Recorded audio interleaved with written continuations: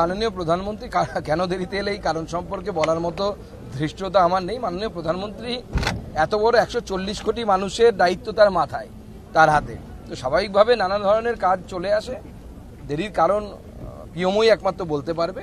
আপনারা জানেন একটি সরকারি মিটিংয়ে মাননীয় প্রধানমন্ত্রী এসেছেন, সেই সরকারি মিটিং চলবে। আজকে উনি রাত্রিবাস করবেন রাজভবনে এবং সেই সরকারি মিটিং স্বাভাবিকভাবেই সেখানে যাদের যাদের থাকার কথা, মাননীয় আমাদের মাননীয় রক্ষামন্ত্রী আমাদের মাননীয় রাজনাথ সিং তিনি আমাদের মাঝে আজকে এসেছেন প্রায় 1 ঘন্টা আগে পিছে।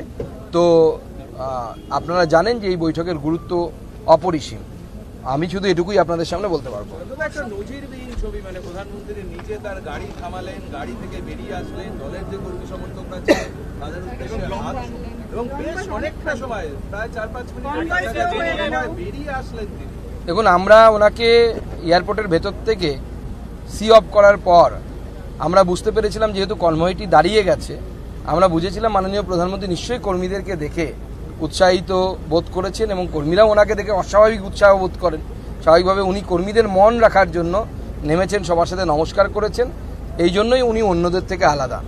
বিশ্বের সবথেকে জনপ্রিয় নেতা হওয়ার পরেও, 3বারের প্রধানমন্ত্রী হওয়ার পরেও পরিশ্রমে এবং পার্টির কর্মী নেতৃত্ব কার্যকর্তাদের প্রতি এই যে স্নেহ, এই যে ভালোবাসা, এই জন্যই তিনি আমাদের অসংগঠিত লিডার এবং লিডার শুধু আমাদের নয়, পুরো দেশ নয়, বিশ্বের সবথেকে জনপ্রিয় লিডার।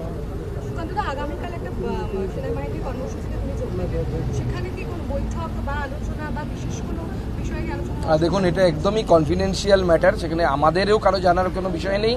মাননীয় প্রধানমন্ত্রী এবং মাননীয় আমাদের রক্ষামন্ত্রী সেখানে থাকবেন, রাজনাথ সিংজি, এবং সেনার বিভিন্ন আধিকারিকরা থাকবেন। আমরা মিডিয়ার মাধ্যমেও এইটুকুই জানতে পেরেছি।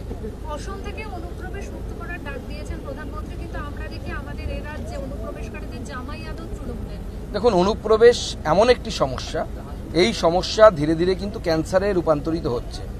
সেজন্য অনুপ্রবেশ সমস্যার সমাধান প্রয়োজন। এর মধ্যে জাতি ধর্ম দেখার বিষয় নেই।